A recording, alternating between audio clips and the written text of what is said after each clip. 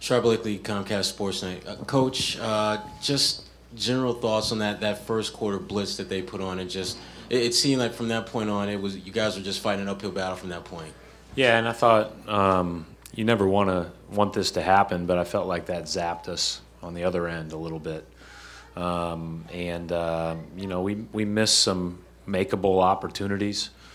They did a great job of attacking the paint, and you know, it was clear that those guys had really emphasized that. And you know, we need to do a better job on both ends of the court so that we don't dig ourselves that hole. I was really encouraged by the last 18 minutes of the game and some of the things that we did. And I know that we have to play a lot better at the start. You can't dig yourself a hole like that against them. Michael Pina, Vice Sports. Coach, you started the game, or the first half, 2 for 16 from beyond the arc. Was that more of, you just talked about this a little bit, was that more of just you guys missing open shots, or was that something they were doing on the defensive end? We'll go back and grade them all like we always do, but you know, there are some that I can remember vividly that were just one of those things. You miss some shots, but against these guys, you got to be really good, and you know, we can't settle for the tough ones because it seems like every time you settle for a tough shot or you turn the ball over, they turn it into points on the other end. And so we need to do a better job of making sure we're always taking the right ones. But, you know, part of the way that we're going to play our best is if we're spaced and the ball is moving, they converge, we're going to have to kick it out and make some of those. Mark Murphy, Boston Herald. Brad, something like 6 or 7 of LeBron's first baskets were right at the rim. He made it clear, it was very clear that he was trying to get to the rim on us, no matter who was on him. Is that something you guys have to change in the way you cover that, or?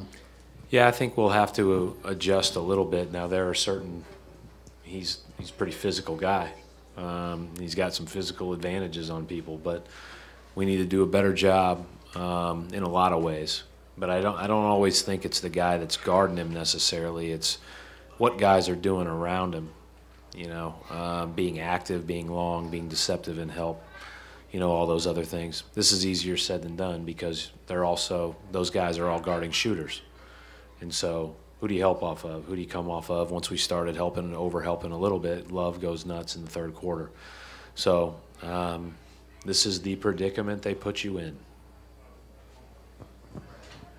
Celtics.com. Jaylen had another big night for you guys, especially on the boards.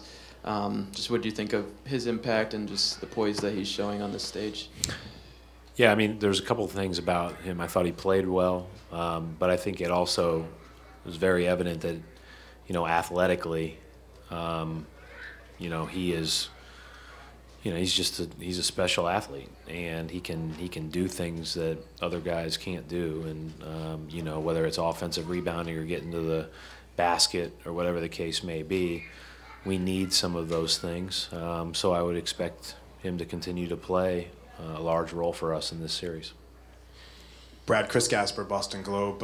Obviously, you're going against the Cavaliers and LeBron, but the basketball purist in you, can you appreciate the fact that he seems to just make the right play every time, and what kind of advantage is it to have a guy like that who's basically like a coach on the floor?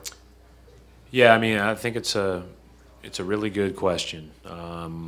He's and I've always been so impressed with his mental understanding of the game and the way that he communicates and his insights and the way that he reads defense and offense and everything else. He's always picking the matchup that he wants.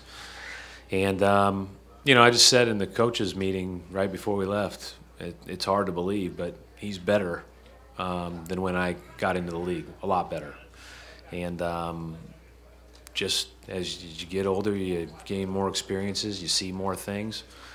Yeah, I didn't think he could get any better after that, but he is. He's a good player, great player. Coach Mark D'Amico, Celtics.com. During the first half, you guys went double bigs on a couple of different occasions, and then during the second half, it looked like you went a little bit smaller. What is it about the Cavs that makes it so difficult to figure out exactly what you guys want to do from a lineup perspective?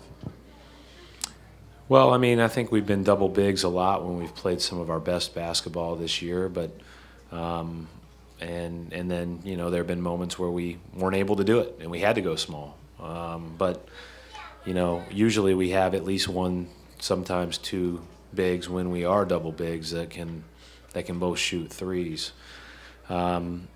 Today I felt like it was more advantageous to go small later. I don't know how much you can glean from that third and fourth quarter, but, you know, we'll look at all those options and try to figure out what our best avenue is. Final questions, Bob and Gary. Bob Schwan, the Citizen. Coach, their defense against Isaiah, what were you seeing there?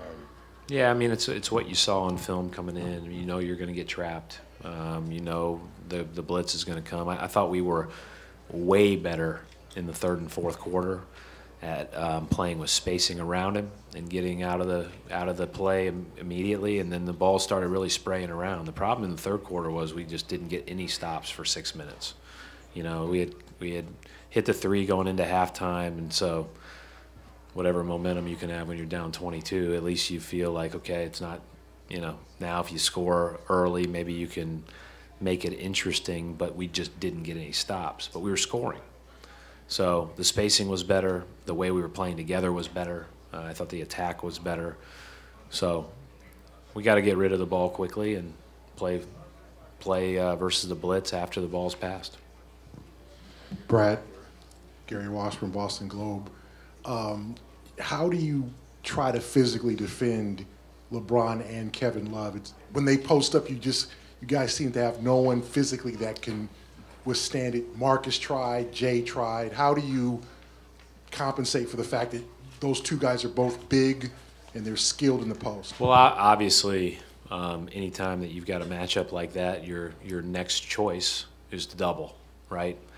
Doubling is really scary against these guys, but it, you know, may be necessary. And the reason it's scary is because Korver's not going to have the shooting night that he had tonight very often. They can put Channing Frye in the game, who's a knockdown shooter. They have Irving standing out there. You can just go down the list. So that's an issue for everybody that plays them. And you know, the conundrum is, do you double and risk giving up those easy step-in threes and the rebounds, or do you try to stay at home and do the best you can and make them make a tough shot? It's all easier said than done, but we got to figure out our best avenue quickly. Thank you, Coach. Thanks.